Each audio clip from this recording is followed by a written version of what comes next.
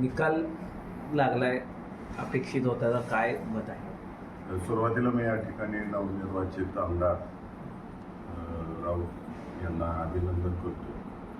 त्यांच्या हातून येत्या 6 वर्षामध्ये जिल्ह्याची विकास कामं त्यांनी दिलेल्या आश्वासनाप्रमाणे पूर्ण व्हावं अशी अपेक्षा व्यक्त करतो आणि पुन्हा एकदा त्यांचं अभिनंदन करतो. त्याच पद्धतीनं मी माझ्यावरती विश्वास टाकलेला सर्व मतदारांचे व या मतदारांना पुरोगामी विचार पटवून सांगण्यामध्ये जे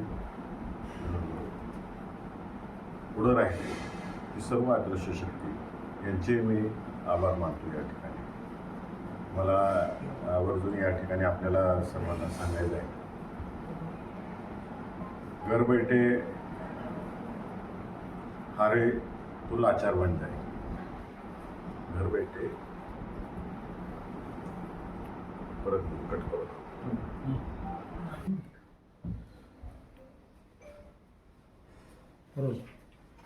घर बैठे तो लाचार कहलाएंगे,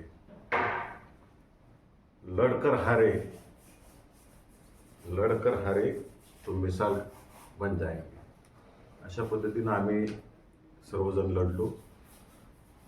मी सुरुवातीपासून आपल्याला सगळ्यांना सांगत आलेलं आहे की लोकशाही मार्गाने सर्व इलेक्शन झाल्या पाहिजेत. आणि माझ्या पक्षाचे अध्यक्ष आदरणीय शरदचंद्रजी पवार साहेबांच्या आदेशान्वये मी पुरोगामी विचार या जिल्ह्यामध्ये टिकला पाहिजे आणि तो टिकवण्याच्या दृष्टिकोनातून हे इलेक्शन लढलो. मला या ठिकाणी हिणवलं गेलं. 16 मतं आहेत त्यांच्याकडे फक्त, तर मी त्याच्यावरती 100 मतं अजून ॲड केलेली आहेत. 2 आकडेसुद्धा पार करणार नाहीत असं मला हिणवलं गेलं. वसंतनानांना या ठिकाणी 3 आकडे अंकात नेण्यात आणि यशस्वी झालेलं आहे. पुरोगामी विचार टिकवण्याच्या दृष्टिकोनातून यशस्वी झालेला आहे. आता इलेक्शन संपलेले आहेत. सगळ्यांनी मिळून या जिल्ह्याच्या विकासाच्या दृष्टिकोनातून आम्ही काम करू. आणि जिथं जिथं पुरोगामी विचाराला तडा जातोय, जिथं जिथं काही चुका होते तिथं ठामपणाने आम्ही सर्वसामान्य जनतेसाठी रस्त्यावर उतरण्यासाठी कायम कटिबद्ध राहू. अदृश्य शक्ती काम करेल आणि त्याच्यावर या शब्दावर बरीच चर्चा झाली. नेमकं काय झालं? तुमचे कॅल्क्युलेशन बरोबर ठरले आणि किंवा कमी पडले, काय झालं असं वाटतं? माझी 16च मतं होती ना. अदृश्य शक्तीने काम केलेलं आहे आणि अदृश्य शक्तीनं काम करत असताना एक तुम्ही सगळ्यांनी लक्षात घेतलं पाहिजे की या जिल्ह्यातल्या मतदारांना, या स्थानिक स्वराज्य संस्थेतल्या मतदारांना याच्यापूर्वी व्हॅल्यू दिली गेली का? त्यांना विचारपूस वसंतनानांमुळं झाली, त्यांना मान सन्मान वसंतनानांमुळं झाला, त्यांच्यावरती किती प्रचंड प्रमाणावरती दबाव आणला गेला आणि सगळ्यात शेवटी लक्ष्मी दर्शनसुद्धा वसंतनानांमुळं झालेलं आहे या सगळ्यांना. आणि आमचा जो उद्देश होता, जे आम्हाला मतं पडलेली आहेत ती कट्टर पुरोगामी मतं आहेत. बाकीची दहशती खाली गेली नसती तर हा निकाल अजून वेगळा दिसला असता. कशा प्रकारची दहशत? मला विचारण्यापेक्षा प्रत्येक मतदाराला जर विचारलं तर ते तुम्हाला मनमोकळेपणाने बोलतील. आणि या जिल्ह्याला सगळ्या माहिती आहे काय झालेलं आहे. काही चष्मा वापरण्यावरनं असे बरेच तिथं काही हे झाले, खूप प्रकार झालेले. म्हणजे मतदान काय करताय हे त्याचं प्रूफ दाखवण्याचा काही प्रकार झाला अशी चर्चा आहे. लोकशाही मार्गाने इलेक्शन झालेलंच नाही. लोकशाही मार्गाने इलेक्शन झालं असतं तर वेगळा निकाल असता. परंतु आता निकाल झालेला आहे, त्याच्यावर चर्चा करत बसण्यात अर्थ नाही. आता ते सत्ताधारी पक्षात आहेत, त्यांनी सत्तेच्या माध्यमातून जिल्ह्याचा विकास करावा. जिथं जिथं त्यांच्या उणीवा निघतील तिथं तिथं आम्ही विरोधी पक्ष म्हणून ठामपणाने जिल्ह्यातल्या जनतेच्या मागे उभा राहू. अदृश्य शक्ती जिल्ह्यातून आता कायमची अदृश्य होईल. अदृश्य शक्ती कधी नाहीशी होत नाही, ती अदृश्यच असते. आणि त्याला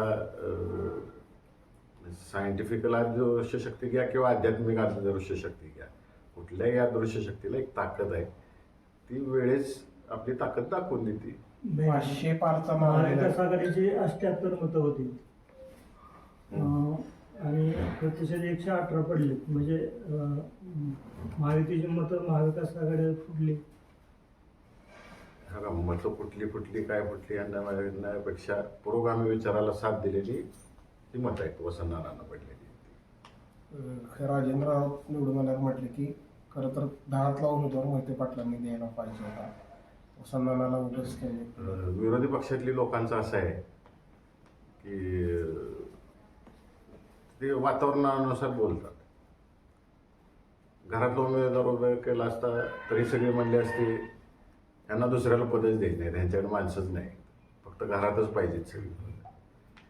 आता सर्वसामान्य ज्यांना प्रदीर्घ असा अनुभव जिल्हा परिषदेचा, पंचायत समितीचा, मार्केट कमिटीचा, साखर कारखान्याचा, सहकाराचा अनुभव असलेला माणूस जर जिल्ह्यात एकामेकाशी संपन्न आहे असा माणूस दिला तर हे म्हणतं की घरातला दिला. ती किरकोळ गोष्टी आहेत. काय तर कारण पाहिजे. निवडणूक ही कायम मोहिते पाटील केंद्रितच राहते. त्यांना दुसऱ्या विषयावर बोलताच येत नाही. बघेल तेव्हा आमच्यावरच बोलायचं. जिल्ह्यासाठी काय करणार ह्याच्यावर कोण काय बोलत नाही. कालपर्यंत म्हणजे मी घालायचं नाही का गॉगल?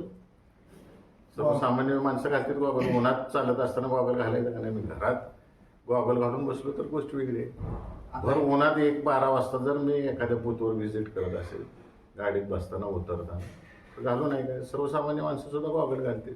आता आमदार जानकरांना राष्ट्रवादी सांभाळून घेणार का परत?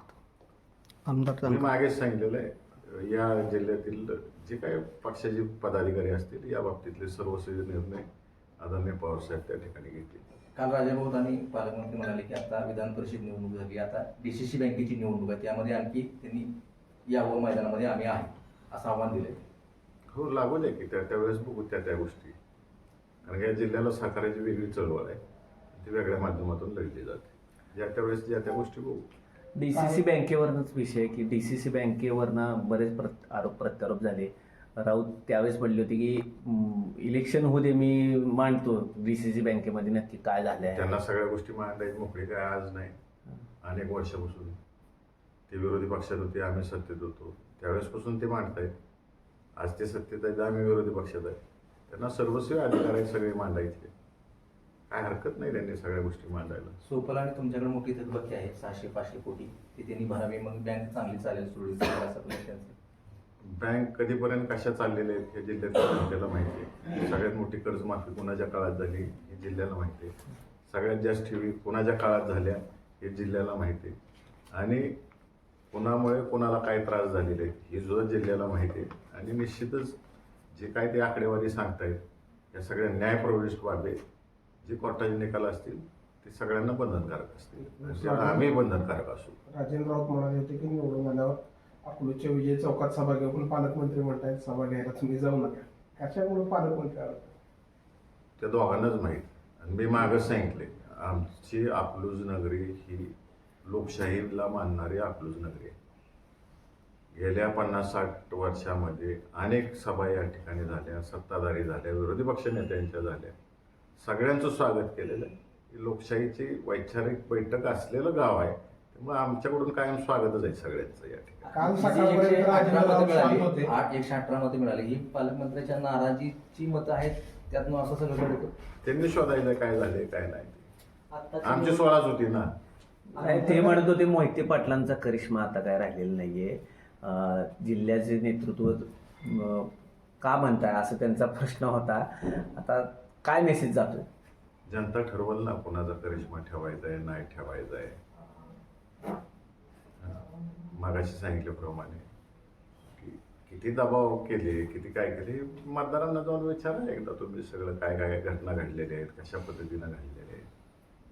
तुम्ही समाधानी पूर्ण हे जे काय मी पूर्ण समाधानी आहे. हां. माझ्यावर जो विश्वास टाकला होता मतदारांनी, या जिल्ह्यातल्या जनतेने मला निवडून दिले, त्यांचा जो विचार आहे तो विचार टिकवण्यात मी यशस्वी झालो. मी खरोखर समाधानी आहे. आताच्या निवडणुकीमध्ये धैर्यशील मोहिते पाटील एका बाजूला आणि संपूर्ण जिल्ह्यातील तुमच्या पक्षाचे आमदार असतील, विरोधी पक्षाचे असतील किंवा मंत्री असतील, मंत्री सगळेच विरोधी आजीबाजी आमदार पक्षाचे. सगळे. भविष्यातील राजकारणाकडे आता कसं बघता तुम्ही या सगळ्या? मी एकटा नव्हतो. माझ्याबरोबर या जिल्ह्यातील पुरोगामी विचारसरणीतील सर्व मतदार होते. त्यांच्या जीवावर मी चेहरा म्हणून लढलो. देवेंद्र फडणवीस यांच्या जवळचे काही लोकचं म्हणणं असं होतं की हे धैर्यशील मोहिते पाटलांनी टाळायला पाहिजे होतं. बिनविरोध करायला पाहिजे होती. मात्र तसं झालं नाही. त्यांना किती आकडा येतोय त्याच्यावर पुढचं गोष्टी घडामोडी होतील असं त्यांची चर्चा होती. काय वाटतं तुम्हाला? कोणालाही काही आरोप करायला, हं. काही बडबडायला काय अर्थ नाही. मी पहिल्या दिवसापासून सांगत होतो, माझ्या नेत्यांचा आदेश होता, त्या पद्धतीने मी इलेक्शन लावली. बिनविरोध करायची असेल तर वरिष्ठ पातळीवर चर्चा व्हायला पाहिजे होती. पवारसाहेब, फडणवीस साहेबांची चर्चा व्हायला पाहिजे होती, किंवा भारतीय जनता पार्टीचे प्रदेशाध्यक्ष, राष्ट्रवादी काँग्रेस पक्षाचे प्रदेशाध्यक्षांची चर्चा व्हायला पाहिजे होती. आमच्याबरोबर चर्चाला जर स्थानिक लोकांना दुखत असेल, इथले जे कोण पालकमंत्री आहेत त्यांना आमच्याबरोबर चर्चा करायला दुखत असेल, किंवा वाटत नसेल बाबा आमच्यावर चर्चा करावी, प्रदेश लेवलला त्यांनी चर्चा करायची होती. कुठेतरी आम्हाला सगळ्यांना बोलवून घेऊन विचार विनिमय झाला असता, आम्ही काही विकासाचे प्रश्न मांडले असते. 3 आमदार जानकर म्हणतायत की माझ्या मुलाची उमेदवारी होती, वसंतनाना पण म्हणत होती की माझी उमेदवारी होती. शेवटच्या क्षणाला तुम्हाला असं काय कळालं की तुम्ही वसंतनानाची उमेदवारी ठेवायला सांगितली? मी ठेवली नाही. पहिल्या दिवसापासून तुम्हाला सांगतोय, मी आदरणीय शरदचंद्रजी पवार साहेबांना, सुप्रियाता यांना विचारलं, प्रदेशाध्यक्षांना विचारलं, आणि मग त्यांनी सांगितले की बिनविरोध स्वतः कामाने असं जर केलं तुम्ही तर चुकीचा मेसेज जाईल. इलेक्शन हारवू नाही तर जिंकू, तुम्ही लढा दिला पाहिजे, आणि मी त्या पद्धतीने केलेला आहे. कारण काय यात मानाचा माझा कोणताही कारभार नाही. आता 3 आमदार जे आपल्या विरोधात शेवटच्या आहेत, क्षणी- महाविकास आघाडीचे, त्यांच्यावरती कारवाई करावी अशी आपण मागणी करणाऱ्या पक्षाकडे. मी कसलीही कारवाई करा मागणी करणार नाही. सगळ्यांचं ऐकून घ्या, आणि पक्षाध्यक्ष जो निर्णय देतील तो तर मला बंधनकारक असेल, बाकीच्यांचं मला माहित नाही. एकसंघ ठेवण्यासाठी काय प्रयत्न पक्ष निश्चित मी सगळे विचार त्या ठिकाणी मांडेल. आदरणीय पवारसाहेब त्या दृष्टिकोनातून काम करतील. सुरुवातीपासून जे काय होतं की तुमच्यामुळं निवडणूक लागते हे पूर्णपणे म्हणजे मी किती महत्वाचा आहे विचार करा. सगळं फिरून फिरून माझ्या भोवती येते, माझ्या भोवतीच सगळेजण मोहिते पाटील करते. म्हणजे एकीकडे आम्ही म्हणतोय अदृश्य झालेत म्हणते आम्हाला, परत आम्हीच लागतोय, त्याशिवाय यांची दुकानदारी पण चालत नाही. काय करायचं आता? काल परत एकदा जयकुमार गोरे यांनी निवडणूक जिंकून झाल्यानंतर त्यांच्या स्टाईलनं बंदुकीच्या गोळीसारखी ती त्यांची स्टाईल आहे बाबा. आम्ही काय नमस्कार करणारे माणसं आहे.